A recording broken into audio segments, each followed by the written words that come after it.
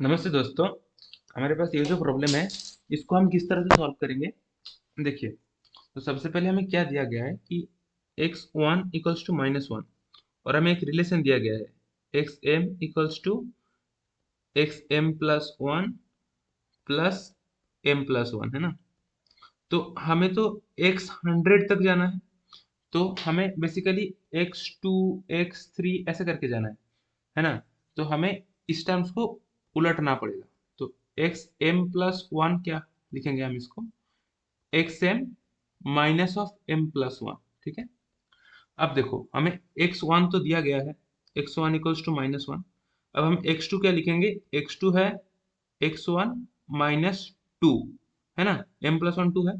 Similarly x three है x to minus three. यानी कि आप इसको इस तरह से समझ सकते हो।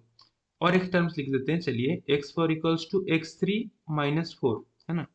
अब चलिए, अब इसका मतलब हमें इसको इस तरह से लिखना है। तो एक्स वन जो है वो हो गया आपका -1, एक्स टू जो होगा ना वो -1 -2 यानी कि -3, एक्स थ्री क्या होगा, एक्स थ्री होगा आपका यहाँ से, ये आपका आ गया। तो x3 -3 -3 यानी कि -6, यानी कि इससे तीन और घटाया आपने।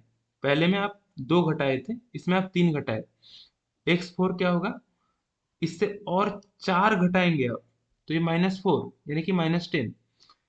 यानी कि इस तरह से आपका चलते रहेगा। तो इसको आपको फिर से एक बार अच्छे से दिखा देता हूँ। x1 x2 x3 ऐसे करके, है ना। तो शुरू में -1 था, फिर आपने उससे दो घटाया यहाँ तक पहुंचने के लिए, -2 किया।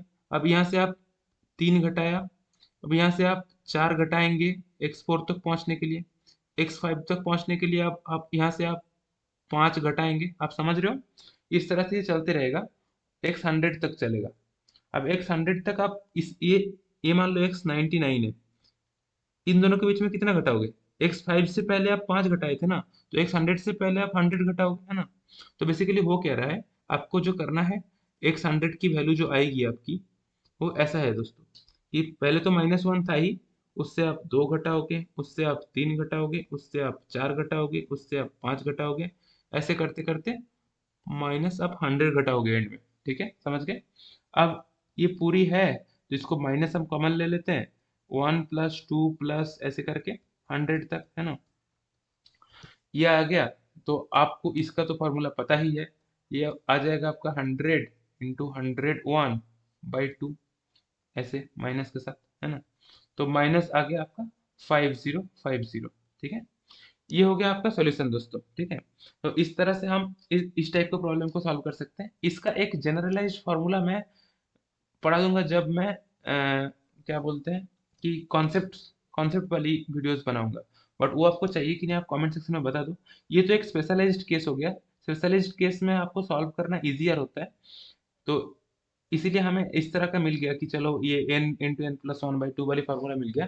इस टाइप का प्रॉब्लम को एक स्पेशलाइज्ड वर्जन हम बाद में आपको कॉन्सेप्चुअल वीडियो में समझा देंगे। ठीक है, तब तक के लिए आप इस वीडियो अगर अच्छा लगा तो इसको लाइक कर दीजिए, चैनल को सब्सक्राइब कर लीजिए, और ऐसे ही करते रहिए ताकि ना हम वीडियो बना सके आपके लिए। ठीक है, एक नए वीडियो में फिर से मिलते हैं एक नए प्रॉब्लम के साथ, जो और भी इंटरेस्टिंग होगा।